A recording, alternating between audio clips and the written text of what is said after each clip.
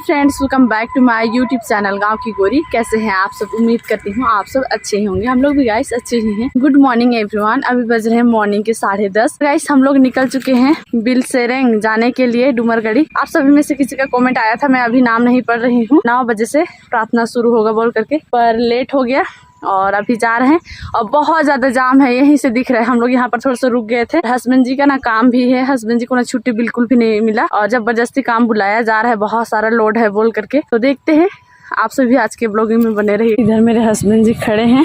ये कितना गाड़ी जा रहा है, बाप रे, यहीं से जाम है। वो गाड़ी में DL लिखा हुआ है, दिल्ली से आया है वो गाड़ी। कितना DL मतलब दिल्ली ना। ए बापा, कितना जाम है रे। अभी हम लोग पैदल चल रहे हैं। जोर से रहा है, गिम्बल में सब करो ना, ऐसे डुबुक खिल रहा है। और गाड़ी ना बहुत पीछे पार्किंग लगा हुआ है और बहुत ज़्यादा भीड़ है। पीछे से भारी संख्या में लोग आ रहे हैं, आगे भी लोग जा रहे हैं। और पार्किंग तो गाइस बहुत जगह लगा हुआ था और बहुत भीड़। वहाँ पर मेला टाइप से लगा हुआ था, वहाँ बहुत सारा सामग्री बेच रहे हैं लोग, बहुत सारा सामग्री मिल रहा है। आप सभी को बाद में दिखाएंगे क्या क्या मिल रहा है। अभी फिलहाल हम लोग चलते हैं। हमारे पीछे आ रहे हैं, ऐसी स्थिति में वे भी सोच रहे थे कि हमारा जीवन का अंतिम दिन होगा। हमने मसीह विश्वास करके ना जाने कितना गलत किया। जिस प्रकार इस्राएली लोग सोच रहे थे कि हमने गलत किया और मिस्र से लेकर के हम यहाँ पर लाल सागर तक हम आए हैं। मूसा को कहने लगे कि क्या हमारे लिए कब्र नहीं था। यह समझ करके लाया था कि जंगल में सुरक्षित रहेंगे, परंतु यह सुरक्षित स्थान के लिए नहीं था, क्योंकि यहाँ तक दिख रहा है। अरे नहीं लगेगा ना उसका साइड में। हम लोग पहुंच ही चुके हैं गाइस। अभी यहाँ का कहानी स्टोरी बताया जा रहा है, जो ऐतिहासिक धार्मिक स्थल क्यों है ये क्रिस्तान डेरा बोल करके। सुनिए आप सभी। ऐसा है, बहुत ही कठिन समय था, निराश हो गए थे। ऐसे समय में हम कहानी में सुने थे कि एक पेड़ गिर जाता है और एक पुल का काम करता है, और उस पेड़ के पुल को काम करता है और वे लोग उस पेड़ गिरे हुए पेड़ में एक पुल के समान पार हो जाते हैं, इस पार हो आ जाते हैं। और पार होने के बाद भी उनके लिए आसान नहीं था कि इस बरसात के काल में इस घने जंगल में उनके लिए भोजन वस्तु प्राप्त करना, परंतु यह भोजन वस्तु भी उनके लिए मिलना बहुत ही मुश्किल था। ऐसे समय में भी परमेश्वर उनकी रक्षा की, उनके लिए भोजन वस्तु की व्यवस्था की।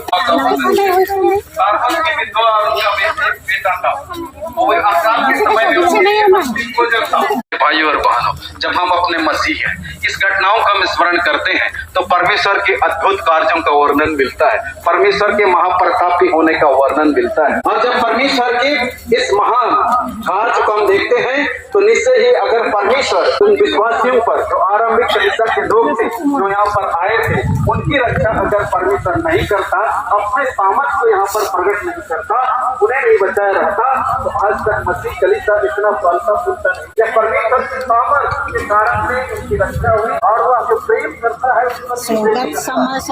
प्रभु से पाए जाते हैं।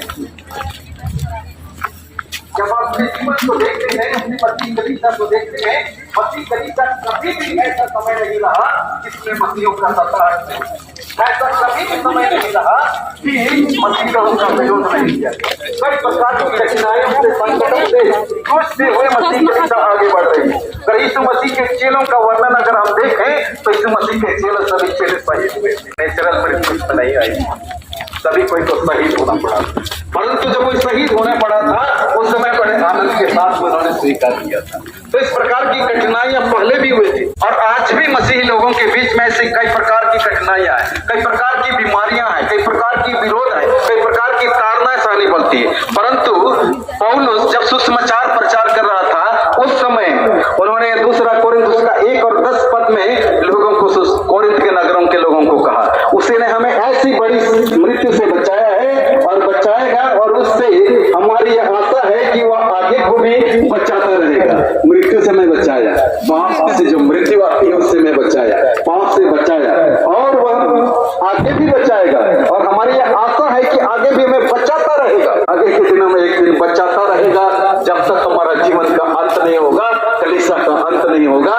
वह प्रभु यीशु मसीह परमेश्वर अपने विश्वासियों को बचाता रहेगा, रक्षा करते रहेगा। तो इसी बात को यहाँ पर स्मरण करता है, जब मिस्रियों का पीछा करके उनके पीछा किया था, तो इसी बात को स्मरण दिलाता है कि उन्हें बचाया है और बचाएगा, और यह आशा रखो कि आगे भी वह बचाता रहेगा।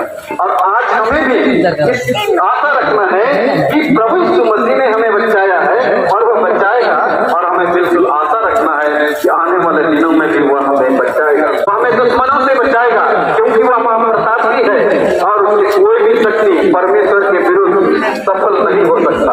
जिस प्रकार लाल समुद्र को परमेश्वर ने 2 भाग करके कराई थी, उतनी बड़ी दल को उन्होंने पार कराया था, उसी प्रकार हर एक विश्वासी को अपने जीवन में कई संकटों से जुड़ा करके उसके जीवन को सफल बनाएगा। इसके बीच में प्यारे भाइयों बहनों, आज जब इस स्थान पर उपस्थित है जहाँ पर परमेश्वर ने अपनी सामर्थ को आरंभ कलीसिया के विश्वासियों के जीवन को किया, और ये वचन आज हमें अगुवाई देता है कि उस परमेश्वर का नाम ही है जिसने इस्राएलियों को मिस्र से कनान तक पहुंचाया, बड़े बड़े आश्चर्य कर्म उनके दिखला, मार्ग में लाया, लाल समुद्र को पार किया। वही परमेश्वर आज हमारा भी परमेश्वर है। उसके तुल्य संसार में कोई परमेश्वर नहीं है। जिसने संसार को बनाया, जिस संसार को चलाता है, मनुष्यों को बनाया है, वही परमेश्वर इस्राएल का परमेश्वर है और आज हमारा भी परमेश्वर है। इसलिए आवश्यक है हम सभी विश्वासियों के लिए कि हम सभी को परमेश्वर पर विश्वास करें, जितना अधिक हो उस साइड से आए थे ना, बनाने के लिए हम प्रयास करें, और इधर पानी ताकि आने वाले समय में इस प्रकार की कई घटनाएं आएंगी। उस समय परमेश्वर हमारी सहायता करे और अपने भुजा के तले दूसरों के जीवन में, ताकि हम जिस यात्रा को पूरा करने के लिए हमने मसीह को अपना लिया है, उस यात्रा को पूरा करने में सफल हो सके। आज इस महोत्सव में प्रभु यीशु मसीह हम सबों को अपनी आत्मा के द्वारा से अगुवाई करके लाया है, और इस आराधना में प्रभु यीशु मसीह रोटी और दाखरस के द्वारा स्वयं हमारे बीच में उपस्थित है, ताकि हम सभी को इस पर विश्वास करें, उसे ग्रहण करें, और आने वाले समय में हम अपने आशा को मजबूत करें, अपने विश्वास को मजबूत करें, ताकि आने वाले समय में हम विश्वास की यात्रा को हम सफल कर सकें। परमेश्वर पिता इस वचन पर हम सबों को अधिकाई से आशीष दे। आमीन। हम इस वचन के लिए परमेश्वर का धन्यवाद करें। पिता परमेश्वर फिर एक बार हम आपको धन्यवाद देते हैं। आज आपने एक सुंदर दिन और जीवन आपने हमें दिया है, और इस समय आपने अपने पवित्र वचन के माध्यम से हमारे बीच में उपस्थित हो, आपने अगुवाई किए, आप इस्राएलियों के जीवन में अपने बड़े बड़े और सामर्थ्य काम आपने प्रकट किए, ताकि वो समझ जाए कि आज वो परमेश्वर आप हैं, उसको बचाने वाला आप हैं, उनके जीवन देने वाला आप हैं। प्रभु हम उस घटनाओं को स्मरण करते हैं जो अपने इस्राएल के जीवन में प्रकट किए। हम इस ऐतिहासिक स्थल में उपस्थित हैं जहाँ आपने उस आरंभिक कलीसिया के विश्वासियों की आपने रक्षा की, और अद्भुत रीति से आपने उनको बचाया, और कई दिनों तक आपने सुरक्षा और अगुवाई की स्थान पर रखा है। आने वाले समय के लिए हम आपके हाथ में सौंपते होते हैं। हमारे विश्वास को दृढ़ कीजिए, हमारी आशा को मजबूत कीजिए, ताकि आने वाले समय में हम विश्वास में दृढ़ होकर के अपनी मसीह यात्रा में हम आगे बढ़े और आपकी महिमा स्तुति करें। हमारे नाम को क्षमा कीजिए। सबके राज में यहोवा एकमात्र परमेश्वर है जो विश्वासियों की रक्षा करता है। विश्वास की लड़ाई में परमेश्वर हमारी सहायता करता है।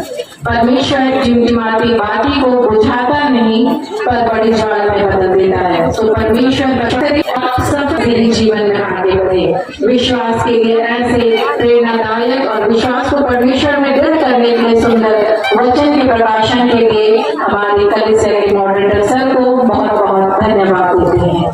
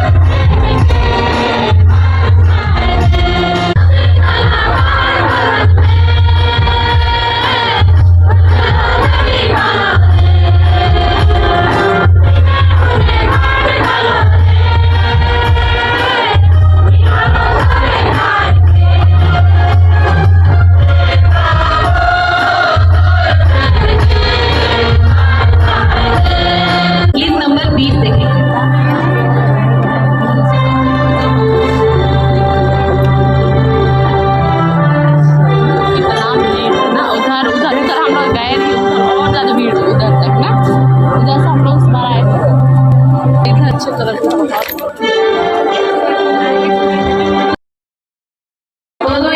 वॉलेंटियर हर एक जो प्रभु भोज के लिए जो काउंटर बनाया गया है वहाँ पर आप सहायता करने के लिए चले जाएंगे।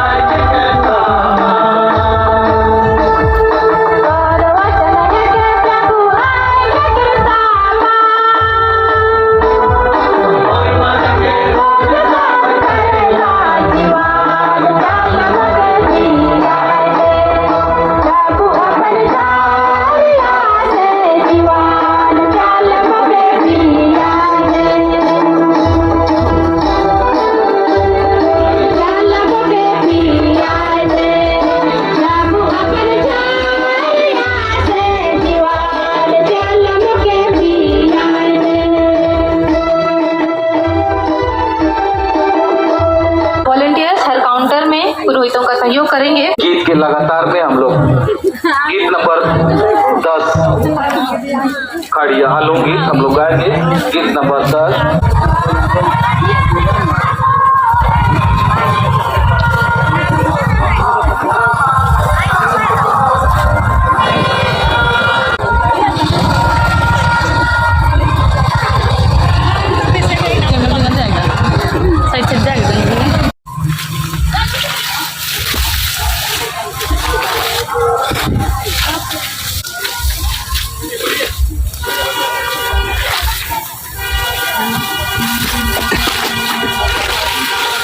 रास्ता नहीं मिल रहा है।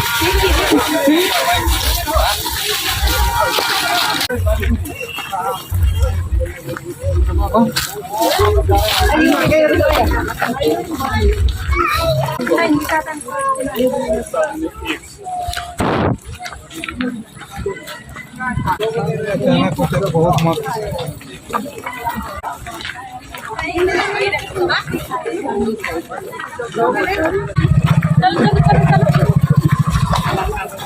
कैश नहीं पकड़ा है रे नहीं तेरे साथ हम बोले फोन पे वाला इसलिए मोबाइल पकड़ेंगे बोले तुम बोला मत ले जा।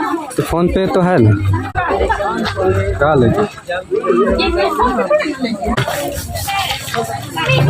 अरे मत लो अभी कहाँ लेगी लेना तो है ना तो बाद में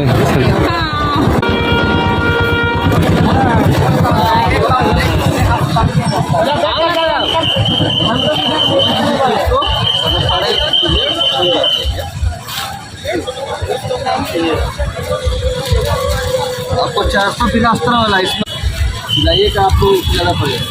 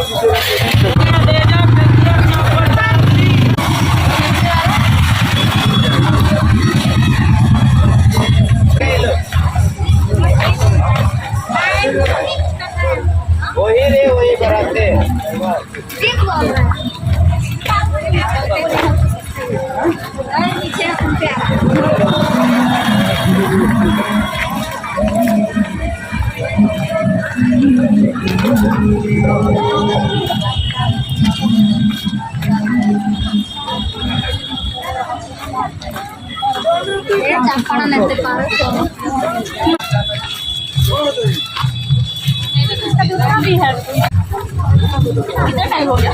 बोले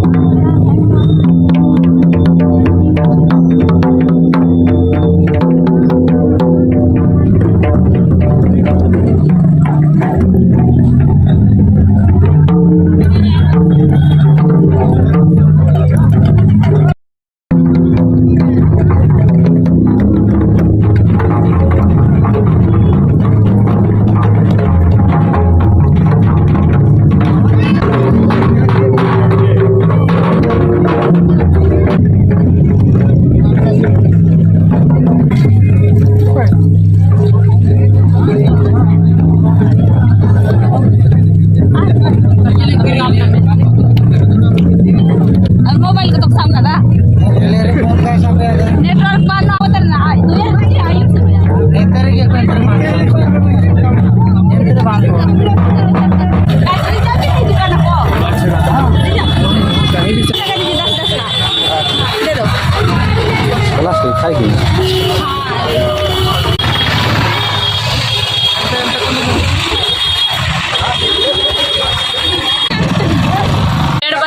अभी हम लोग जहाँ गाड़ी लगाए हैं वहाँ तो आगे भी बहुत ज़्यादा भीड़ है। अभी हम लोग घर जाएंगे क्योंकि हस्बैंड जी को जाना है काम, इसी वजह से हम लोग हड़बड़ जा रहे हैं और हस्बैंड जी की वजह से हम जा रहे हैं, नहीं तो हम शाम तक लास्ट तक हम रहते हैं। हमको बहुत अच्छा लग रहा था भजन करने, लेकिन मेरे हस्बैंड जी इतना आँख बका रहे हैं कि हमको प्रभु भोज भी लेने नहीं दे रहे हैं। अगली बार से हम अकेले आएंगे। आप देख लिया अकेले आएंगे, इसके साथ आने में इतना हड़बड़ाता है। बोले थे काम से छुट्टी ले लेना, काम से छुट्टी ये नहीं लिया और अकबक और कुछ नहीं खरीद दिया, खाली चना खरीद दिया। उपदेश हो रहा था उस समय हम लोग पहुंचे थे यहाँ। कितना ज्यादा पार्किंग में गाड़ी है, ऐसा कम से कम 6-7 जगह है ऐसा गाड़ी पार्किंग की, उससे भी ज्यादा है। 6-7 से ज्यादा जगह होगा कि इतना ज्यादा गाड़ी लगा हुआ है। बाइक अलग, स्कूटी अलग, स्कॉर्पियो, बोलेरो, तो बस, तो तरह का गाड़ी इस तरह से पार्किंग है। समझ सकते हैं कितना ज़्यादा लोग आए थे क्रिस्तान डेरा में। भीड़ की वजह से भी चलो घर बोले पूरा हड़बड़ा रहे। काम की वजह से ऐसे तो नहीं हड़बड़ाते हैं, लेकिन काम की वजह से हस्बैंड जी हड़बड़ा रहे थे क्योंकि 2-1:30 बजने को है और काम जाना है, बहुत सारा लोड है और लोड क्लियर करना पड़ेगा। और हस्बैंड जी काम नहीं जाएंगे तो काम से निकाल दिया जाएगा और फिर हम लोग कैसे रेंट भाड़ा सब देंगे ना। सब लोग इतना आराम से आ रहे हैं, कुछ लेते हुए या कुछ खाते पीते हुए, कुछ खरीदारी करते हुए, इतना आराम से आ रहे हैं लोग अच्छे से। मैं हूँ कि इतना इस पर धपड़ चल रही हूँ, साड़ी को कहीं कुकरा के, कहीं जंगल में चल रही हूँ तो कहीं रोड में, ऐसा करके हस्बैंड जी को बोली कि आप मेरे पीछे आइए और फिर जल्दी निकल गए। और वही है कि हम लोग लास्ट का जो आशीर्वाद प्रार्थना वो हम लोग नहीं सुन पाए, नहीं ले पाए। स्टेज के पास तो हम लोग जा ही नहीं पाए और पैर रखने के लिए जगह नहीं, इतना ज़्यादा भीड़। आज मुझे कुछ हम लोग के मेहमान लोग भी मिले। अभी हम लोग घर जाते हैं, आप सबसे मिलेंगे घर पहुंचने के बाद में। ज़्यादा दूर तो नहीं है ना हम लोग जगह से। अभी हम लोग घर आ चुके हैं, खाना खा लीजिए और जाइए काम। फोन पे फोन आ रहा है सुनील जी का। हम तो खा लिए अपना हिस्सा, हाथ पैर धोया तो खाना खा लो जल्दी से, उसके बाद जाओ। अभी बज रहे हैं 2:30 और अभी हम लोग रूम पे आ चुके हैं। हाथ पैर अच्छे से धो ली हूँ और अभी जाते हैं, खाना खाते हैं और कपड़े वगैरह चेंज करते हैं। क्या बोल रहे हैं? भूख नहीं लग रहा है? थोड़ा सा खा लीजिए,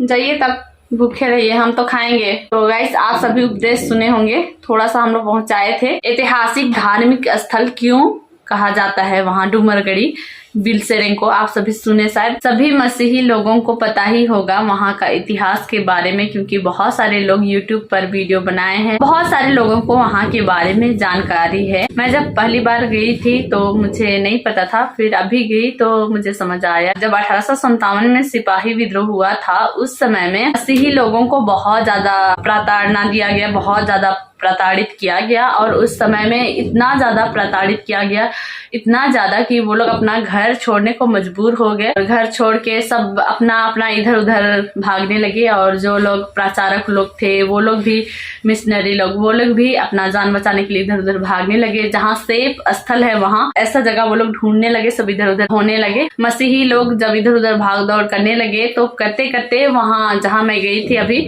डूमरगढ़ी, वहाँ पर ही जो नदी है कारो नदी, वहाँ वो लोग पहुंच गए। और बरसात का मौसम था और बहुत ज्यादा नदी में पानी था, तो वो लोग कैसे पार होते। और पीछे से धारदार हथियार पकड़ करके विरोधी लोग आ रहे हैं, घोड़ों पर सवार होके आ रहे हैं मारने के लिए। तो ऐसे में वो लोग जब कारो नदी के पास पहुंचते हैं और देखते हैं नदी में बहुत ज्यादा पानी था, तेज धार में था, वो लोग कैसे नदी पार करे और पीछे से दुश्मन लोग आ रहे हैं, तो वो लोग क्या करते। तो वैसा समय में मसीही लोगों के पास सिर्फ एक उपाय था और वो लोग प्रार्थना करने लगे एकदम विश्वास के साथ। अपने आप को वो लोग परमेश्वर के हाथों में सौंप देते हैं, अपने आप को, कि आप जो कुछ भी होगा परमेश्वर आप देख लीजिए, हम लोग अपने आप को आपके हाथों में सौंप देते हैं, इस तरह का। तो जब मसीही लोग अपने आप को परमेश्वर के हाथों में सौंप देते हैं तो परमेश्वर वहां पर अद्भुत रीति से, चमत्कारिक रूप से मसीही लोगों का सहायता करते हैं। और वहां पर एक लकड़ी का टुकड़ा, साल वृक्ष वगैरह तो मोटा मोटा होता है, वैसे ही लकड़ी का एक धड़ बोल सकते हैं, वो आता है बहते हुए। और जहां वो लोग खड़े रहते हैं वहीं पर आके पुल जैसा बन जाता है। जहां वो लोग खड़े रहते हैं वहीं अटक जाता है वो लकड़ी अटक जाता है और उन लोग के लिए एक रास्ता बन जाता है इस पार आने के लिए। और उसी के थ्रू वो लोग उस पार से इस पार आ जाते हैं, कारो नदी को पार कर लेते हैं और एक टापू में पहुंच जाते हैं। जैसे ही वो लोग पार होते हैं उसके बाद दुश्मनों के कारो नदी तक आने से पहले ही वो धड़ जो है पानी में बह जाता है, तेज धार में बह जाता है इस तरह से। और वो लोग फिर सुरक्षित टापू में पहुंच जाते हैं। उसी टापू का नाम अभी बिलसेरिंग के नाम से जाना जाता है। और वहां पहुंचने के बाद भी खाने पीने का बहुत ज्यादा दिक्कत हुआ। जंगल का कंदमूल, साग पात वगैरह खाते थे, क्योंकि टापू में पहुंचे हैं, कुछ सामान नहीं तो कैसे खाएं, क्या खाएं, जो मिल रहा है साग पात, कंदमूल वगैरह जंगल का, उसी से वो लोग गुजारा करते रहे। और उस समय भी परमेश्वर उन लोग को भूखा नहीं रखा। वैसे विकट परिस्थिति में भी परमेश्वर उन लोग के साथ रहे। बहुत ज्यादा अच्छे से एक्सप्लेन मैं शायद ना कर पाऊं, पर थोड़ा बहुत तो मैं रिलेट कर पाऊंगी, लेकिन बहुत ज्यादा अच्छे से नहीं कर पाऊंगी। जब मसीही लोगों को खाने पीने के लिए दिक्कत हुआ, उस समय भी परमेश्वर की अगुवाई में 2 बहन सामने आए और वो लोग खाना वगैरह जो भी वो लोग बना करके लाते, खाने के लिए देते थे। जो टापू में जो मसीही लोग रहते थे वो लोग को, वो भी परमेश्वर की अगुवाई की वजह से ही वो बहन लोग आगे आई और जो मसीही लोग टापू में फंसे हुए थे उन लोग को खाना वगैरह पहुंचाई। तो इस तरह से परमेश्वर उन लोग के साथ रहे हमेशा। नदी में बहुत पानी होने की वजह से नदी के इस पार तो आना संभव नहीं था, क्योंकि वो लकड़ी का जो धड़ था वो तो बह चुका था। तो वो लोग बांस का लंबा सा डंटा टाइप से जो भी बना करके वो लोग उसमें लटका करके इस छोर पार करके फिर ये लोग खाना वगैरह पहुंचाते थे। ना लकड़ा और क्या टोपो करके था, ऐसा ही मैं सुनी थी। बेतेसदा का चर्च में 1857 में ही जब सिपाही विद्रोह हुआ था तब तोप चलाया गया था, लेकिन तोप से भी वो चर्च कुछ नहीं हुआ, ना ध्वस्त कुछ नहीं हुआ। और जब तोप चलाया गया तो चर्च कुछ नहीं हुआ। तो जो मसीही विरोधी लोग थे वो लोग चर्च के अंदर घुस करके वहां का सामग्री वगैरह को ले लिए थे, इस तरह का हुआ था। इसीलिए अभी वहां डूमरगढ़ी को धार्मिक पर्यटन स्थल के रूप में जाना जाता है और पवित्र जगह है। 168 साल हो गया और ये जो है मनगढ़ंत कहानी नहीं है, ये रियल में हुआ है मसीही लोगों के साथ में, इसीलिए वो ऐतिहासिक जगह है, ऐतिहासिक धार्मिक स्थल है और वहाँ लोग अभी भी आस्था के साथ में जाते हैं और वहां जा करके परमेश्वर के आशीष को पाते हैं और इसीलिए हम सभी भी जाते हैं। मैं भी इसीलिए जाती हूँ आशीष को पाने के लिए। वहीं जाने से मिलेगा ऐसा भी नहीं है, बट स्टिल वहाँ एक पवित्र जगह है, एक आस्था के साथ हम लोग जाते हैं, एक विश्वास के साथ हम लोग जाते हैं। और मैं बहुतों के मुंह से सुनी हूँ कि वहां जाने से आप जो भी मांगते हैं, दिल से मांगते हैं, विश्वास के साथ मांगते हैं, वो चीज पूरा होता है। ये मैं सुनी हूँ, इसलिए हम लोग भी जाते हैं आस्था के साथ में और वहां जा करके परमेश्वर को याद भी करते हैं, परमेश्वर की महिमा भी करते हैं और परमेश्वर का आशीष को भी पाते हैं। जाना भी चाहिए। ऐसे तो हम लोग मेला, हाट, बाजार वगैरह बहुत घूमते हैं, जाते हैं, तो ऐसे धार्मिक स्थल भी जाना चाहिए। यही उम्मीद करूंगी आप सभी को ये वीडियो अच्छा लगा हो। मेरे हस्बैंड जी तो चले गए हैं काम, चेंज कर लेती हूँ और खाना खा लेती हूँ और रेस्ट करती हूँ थोड़ा सा, और मुझे वीडियो वगैरह एडिट करना है, अपलोड करना है। मिलते हैं आप सभी से एक नए वीडियो के साथ में ही, या तो शॉर्ट वीडियो में तो आप सभी से मिलूंगी ही। आजकल मैं शॉर्ट वीडियो ज्यादा बनाने लगी हूँ, मतलब ऐसे ही रील्स नहीं, जैसे डेली लाइफ में जो भी हो रहा है वो चीज आप सभी को यूट्यूब के शॉर्ट्स में भी देखने को मिल ही रहा होगा। आप सभी खूब सारा प्यार आशीर्वाद दीजिएगा। मिलते हैं आप सभी से एक नए ब्लॉग वीडियो के साथ में। वीडियो पसंद आए तो वीडियो को लाइक शेयर कीजिए और चैनल पर नए हैं तो चैनल को सब्सक्राइब कीजिए। Bye everyone.